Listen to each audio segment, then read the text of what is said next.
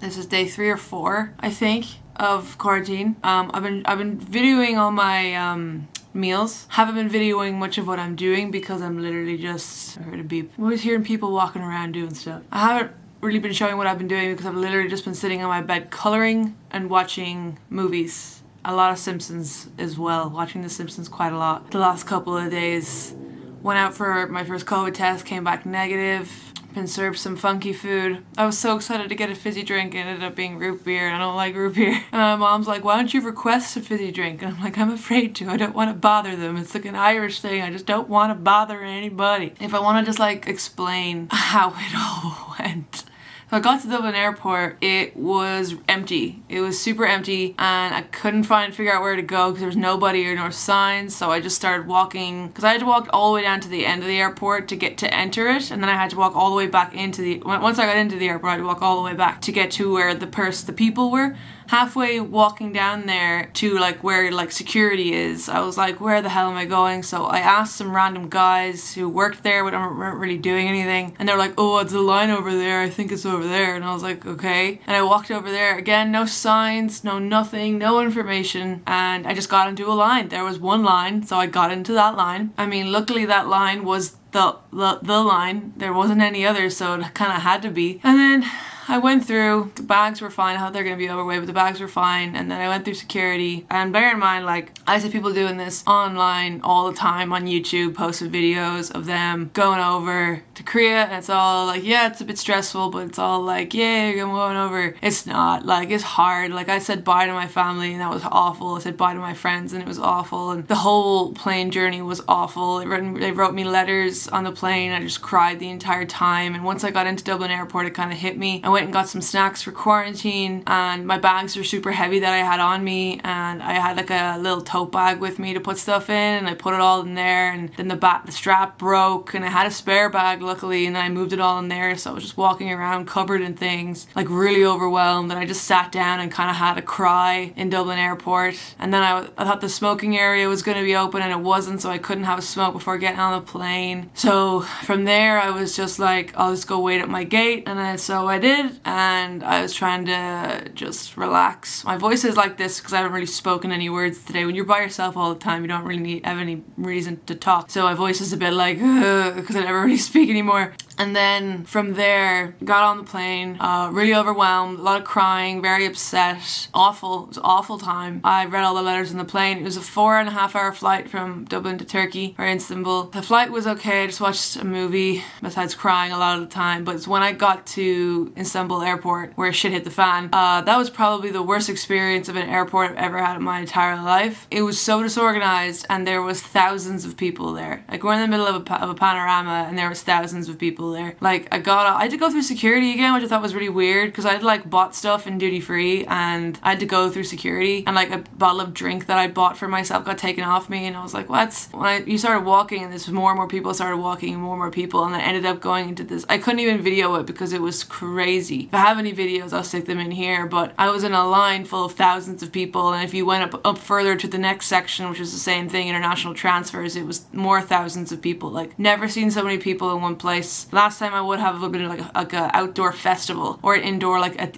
a huge arena. Like, that's how many people were there, and I stressfully. Also, bear in mind I'm in Turkey, so I'm sweating. I came from Ireland and I was wearing like a hoodie and stuff like that, and like from Ireland because Ireland was cold, and I was wearing all that and I was roasting. I was holding one of my jackets and my hoodie and I was still sweating, especially with the mask on, absolutely dripping sweat. And then I finally got through all my stuff and I just wanted to sit down. I was so freaked out. I was so overwhelmed. I just wanted to just get to where I needed to be. I went up to somebody and asked them where my gate was, and my gate wasn't up yet, so I tried to figure out somewhere to sit down, and there wasn't anywhere to sit down. And I saw another girl around my age sit down on like the side of a wall, and because there wasn't literally like, they had like 4 seating areas and they were just full to the brim with people. Nobody was social distancing, so I was just like, okay. So I sat down kind of a little bit far away from her, and then Turkish Airlines person came over to me and was like, well, not Turkish Airlines, I should say, somebody from the airport came up to me and was like, you can't sit there,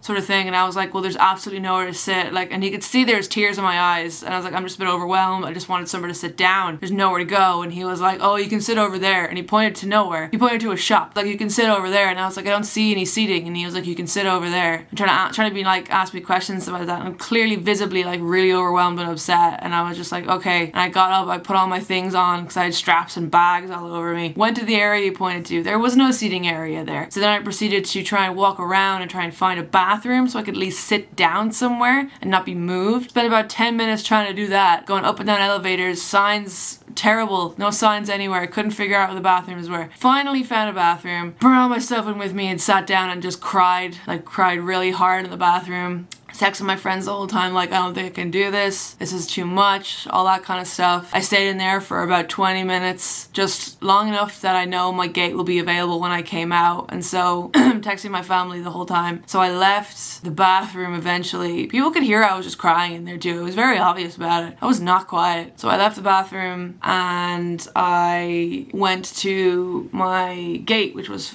feckin' far away as like all hell, typical. And then when I got to there, I went and got myself a bottle of water, just sat down again, like visibly very much sweating. And then I didn't have to wait too long, luckily, till I had to get on that plane. And that plane actually wasn't as bad because I know it was like way longer, but I took a Xanax because of my anxiety. I'd taken one in the bathroom too because I was verge of having a panic attack, and that helped make it go away. And then when I was on the plane, I got even more panicked again, so I took another one. Absolutely conked me out. I fell asleep. Slept for the majority of the journey. I kept being woken up and handed mini bottles of water, and at one stage I got handed like a sleep kit and a blanket. I don't really remember how or when, but I just remember like when I woke up I had like an eye mask on, and I had slippers on me, and I had a blanket. But I had like intermitting like waking up, and then I finally woke up after like God knows how, there was an hour left in the flight and it was 10 hours, and I sat there and someone just handed me like breakfast, and I felt so sick and gross and so like, oh god, ugh. And I got handed like cold scrambled eggs with like a toast cheese sandwich with like feta cheese in it, and I was like, oh god, this is not for me right now. And like a little pineapple mousse cup thing, and I was like, and some like hard bread. I tried to eat some of it, and I was like, God, no, I can't do it. So I just waited, lied down till I had to sit up. And then once I got to Seoul airport, it was actually a lot nicer, a lot better. I was dreading going through the checkpoint though of like your temperature, because I changed my shirt when I got there because I was really sweaty and gross because it was so warm, into like a big t-shirt, and it was like a really like a thin t-shirt, thinking I wasn't gonna be as trying to get my heat down so I wouldn't be warm especially from sleeping. I'm waiting in line for this check, and I am just dripping sweat. I could not be warmer if I tried. I was wearing leggings and an oversized t-shirt and a mask on my face, and I was sweating. I was not looking forward to this part. I was like, please God, just let me get through okay. What if I just get through okay, then everything will be fine. And I did it, and I got through, and my temperature was like not high at all. Like it was like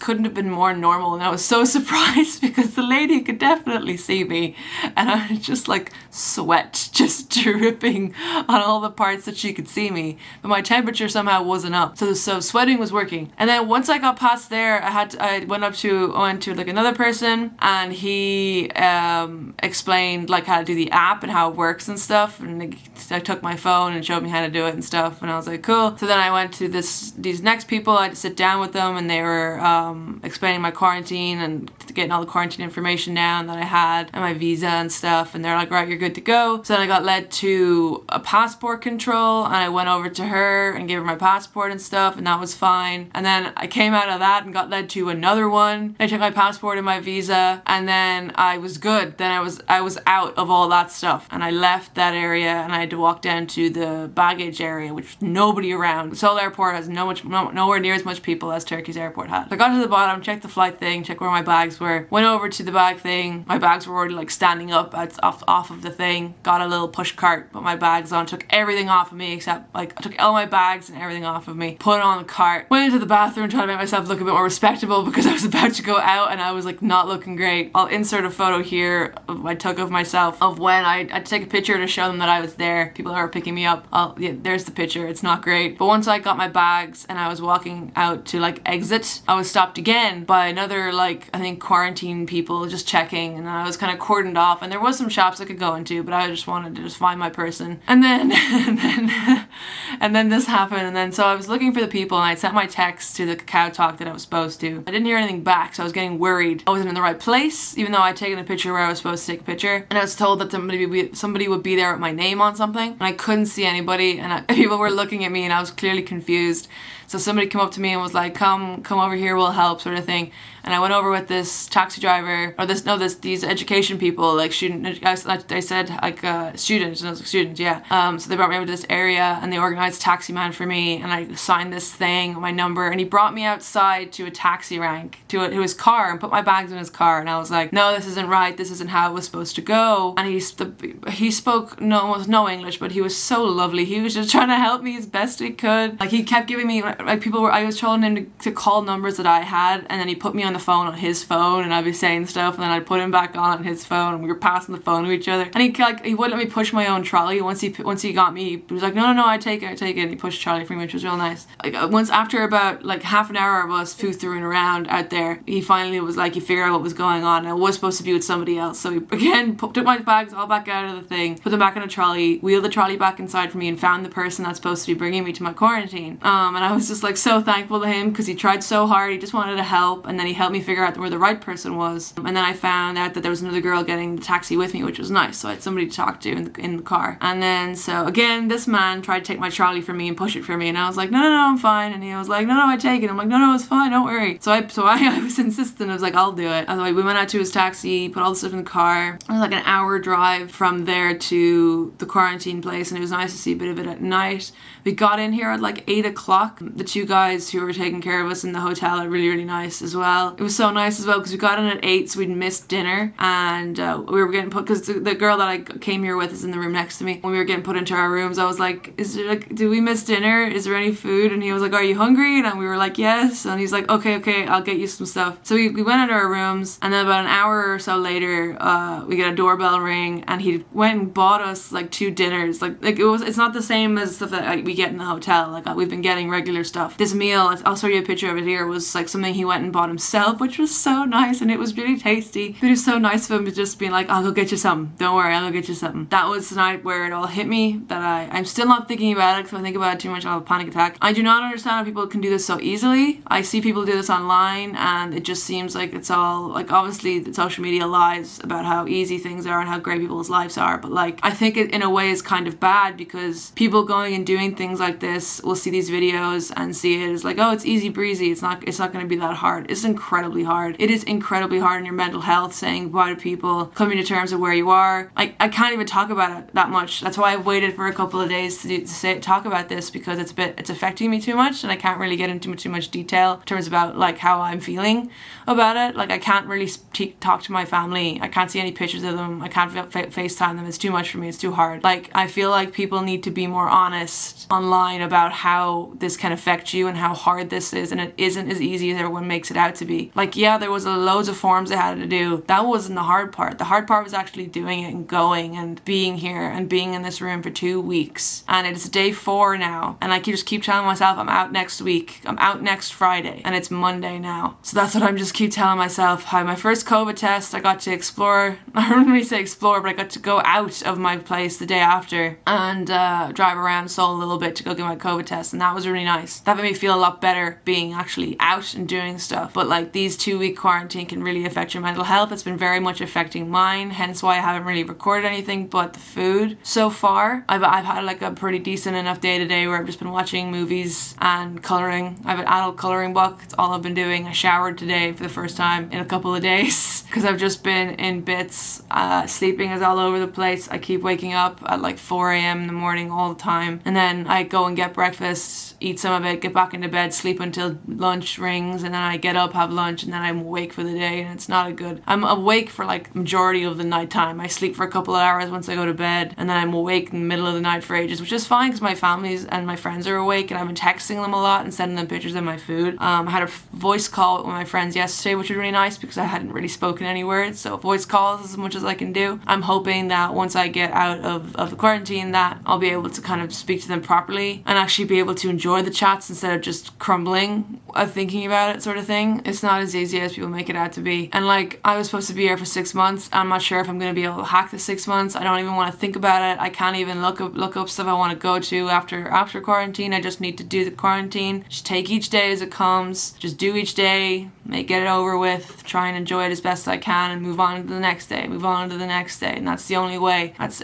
how it's going to keep going. That's what I'm going to keep doing. But this is not easy. People keep making this out as easy. It's not easy. I'm a 25-year-old adult and this is not easy. And you see like kids doing this online, like, oh well and good for them if they can do this. Like, I'm really close to my family. I'm really close to my friends, especially from being in quarantine the last year with my parents. I was so close to them. I was their, like, they were my rock. I was their rock because the rest of my brothers have all moved away years now. I haven't seen my brothers for years. It's just been me and just in quarantine with them. So that was pretty hard. I'm just disassociating from it so I can talk about it without getting sad. Yeah, okay, cool. If it was easy for you, that's great. But don't tell everybody that it's going to be easy because as somebody with anxiety, it's not easy. Thank God for Xanax. Calm me down enough to get past my panic attacks. I'm excited for the days to keep going. Any of you guys are thinking about doing this and you have anxiety and you're worried about certain things, please give me a message. Comment below. Like, DM me, whatever you want to do, like, and ask me because I've been through it and it's awful. Like, it's truly awful. My mental health before I left was real good. I was doing really well. I was feeling pretty good about everything for once in my life. You think you're fine and then you put yourself into this big change and then it just all topples down. So like, if you have any questions that you think of things that might happen, or if there's any questions about what happened to me, if you want to know more about anything specifically, please comment below or DM me because people with anxiety, life isn't as easy for us as it is for regular people. So it's a decision you really need to think about.